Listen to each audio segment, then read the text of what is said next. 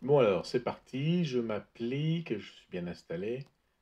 Oh non, encore une belle aile de poulet. De poulet, mon bacalao de poulet, c'est bon le poulet.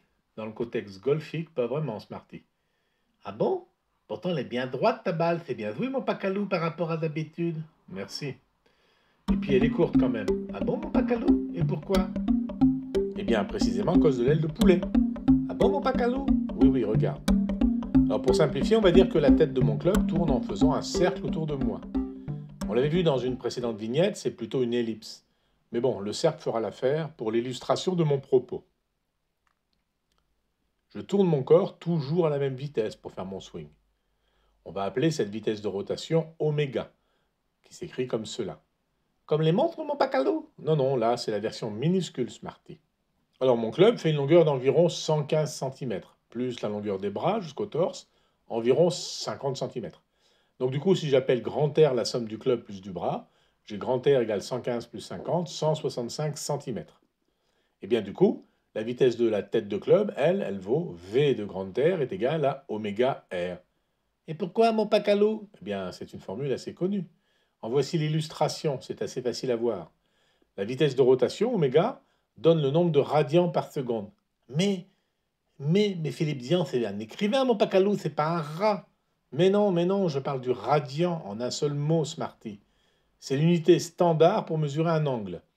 Pour faire un tour, par exemple, il faut faire un angle de 2π en unité standard radian.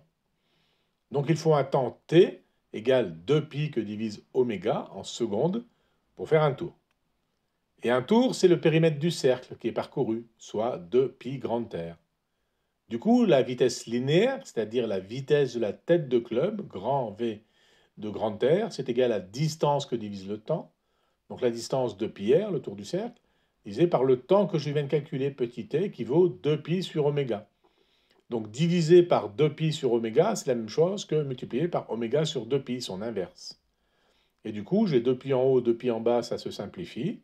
Il me reste grand R fois oméga, c'est-à-dire oméga R. Et voilà la formule.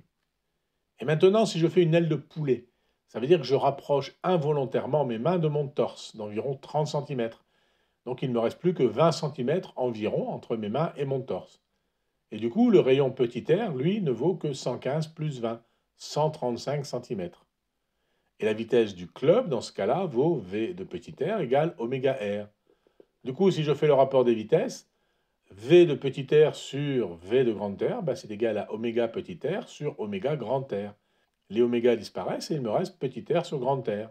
C'est-à-dire avec les chiffres là, 135 sur 165, à peu près 82%. Ce qui veut dire que je perds environ 18% de vitesse. Ah bon, mon pacalo? Bah oui, Smarty, là, c'est la différence entre 100 et 82. Et comme on sait que la perte d'un kilomètre de vitesse de la tête de club fait perdre environ 4 mètres de distance, on sait ça, mon pacalo? Oui, oui, Smarty, on sait ça. Il y a des gens qui se sont amusés à étalonner les calculs de distance versus la vitesse de tête de club. Et donc, un joueur confirmé, c'est toi le confirmé, mon pacalo? De rigole. Oui, ben, en tout cas, ils disent comme ça à la fédération pour ceux qui sont aux environs d'index 20. Donc pour eux, pour moi, la tête de club va en environ 80-90 km/h. Alors on n'a qu'à prendre 90 km/h. Quel vantard ce pacalou! Mais non, Smarty, c'est une hypothèse, c'est tout. Bon, allez, je prends 80 si tu préfères. Donc en perdant 18% de vitesse, je perds 80 fois 18%, environ 14,4 km/h. Et du coup, en distance, 14,4 fois 4, c'est-à-dire 57 mètres. Mais, mais c'est monstrueux cette perte de distance, mon pacalou. Je te le fais pas dire. Et donc, au lieu de faire 180 à 200 mètres de vol, ben, je ne fais plus que 120 à 140 mètres de vol. Ma balle était certes droite, et ça c'est déjà très bien, car elle est placée sur le fairway plutôt qu'hors limite à droite, sur ce trou en dévers. Mais bon, voilà, ça va pas très loin. En tout cas, mon modèle n'est pas tout à fait correct. L'aile de poulet, en général, l'aile vient après le contact. Donc on perd un peu moins de distance potentielle, mais on en perd quand même pas mal. Et de toute façon, ça facilite le slice. Donc in fine, on perd encore beaucoup plus de distance, voire beaucoup de balles à droite. Oui, oui, ça j'ai vu, tu sors souvent à droite là, mon pacalou. Eh ben, pas la peine de me le rappeler, hein. Ce trou 1 est très très dur pour le moral. Allez, allez, c'est bon mon pacalou, on y va pour le prochain coup. Oui, tu as raison. Allez, coup après coup, ici et maintenant.